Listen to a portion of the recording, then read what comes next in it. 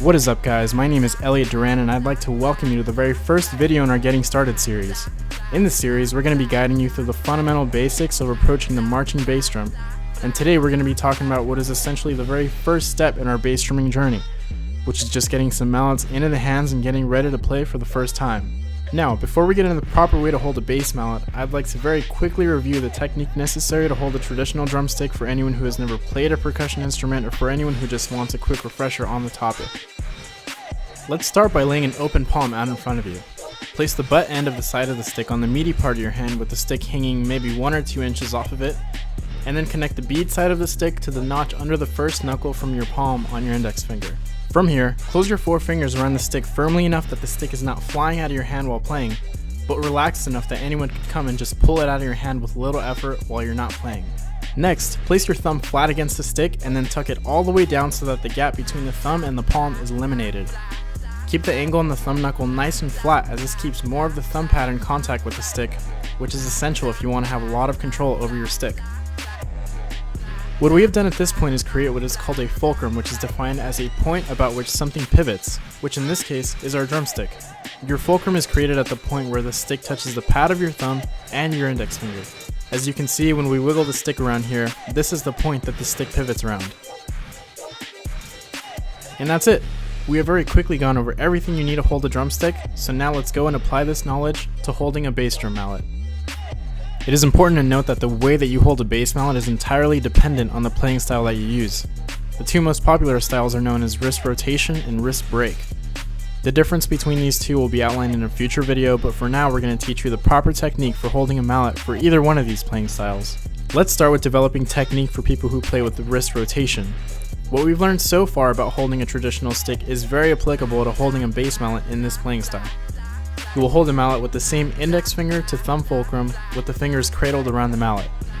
The key difference, however, is that you want to adjust the mallet in your hand so that the butt of the mallet is either showing very little or not showing at all. Now let's talk about what playing position looks like on a drum. Start by getting behind your drum, whether this means wearing the drum or placing it on a stand. If you are playing on a stand, ensure that the distance from the shell of the drum to your chest is exactly what it would be if you were actually wearing the drum so that you can start to build some good tendencies. From here, relax your arms at your side and then bring the forearms up until the angle between your bicep and forearm is a comfortable 90 degrees. Maintain the same technique in holding the mallet in your hand, and with the forearm raised, double check that you don't have any uncomfortable angles in the wrist. If you're nice and relaxed, the mallet should form about a 45-degree angle from parallel to the ground. At this point, perform a quick check of where the mallet lies in relation to the drum. Adjust the height of it so that when your arm is at the correct position, the bead of the mallet is in the center of the head. An adjustment that might need to be made is either pushing the elbows forward or pulling them back. Only make this adjustment after you're sure that you're standing at the right distance behind the drum, your forearms are parallel to the ground, and the bead is at the correct height, yet still might be off center horizontally. If you have long arms and are on a smaller drum, you might even need to tilt the forearm slightly upwards so that you don't create an uncomfortable kink in the wrist while trying to place the bead of the mallet in the center of the head. All we will do from here is just put a little bit of space between your torso and elbows. This will create some space between your hand and the rim so that you don't injure yourself while you play. Additionally, doing this causes the mallet to naturally point inwards towards the head, which is a much more sought after look as opposed to seeing the mallets tilt away from the head on non-playing hands.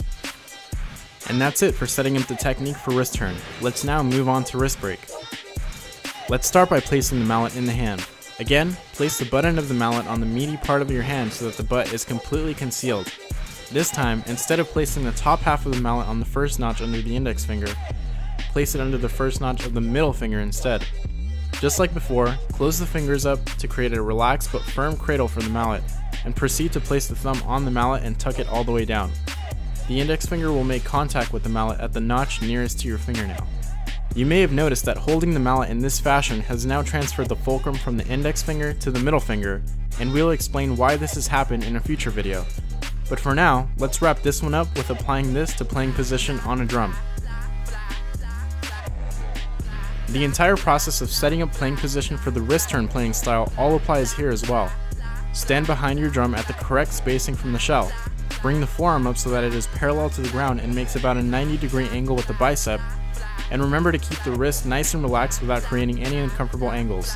Something you might notice once you get here is that if you're holding the mallet with the correct technique, the angle that it creates to the ground will be a little flatter than the one created when holding it with the wrist rotation technique. This is natural and a result of the fact that we're using a middle finger fulcrum instead of an index finger fulcrum. At this point, adjust the drum to the correct height and make the lateral elbow correction if need be, and then make a forearm adjustment upwards if it's absolutely necessary. Lastly, flare the elbows out just a little bit to create that inward angle towards the head of the drum, and you're done. You have now learned how to set up the playing position for both the wrist rotation and wrist break playing styles. In the next video, we're going to start covering the difference between wrist rotation and wrist break, and we'll start to apply that information to playing your very first full strokes on a bass drum. But for now guys, thank you so much for watching. If you like this, leave a like below. If you have a question or any comment about anything in this video, drop a comment. And if you'd like to see more of this and want to get a cool little notification every time we drop a video, please consider subscribing to our channel, and I'll see you in the next one. Peace.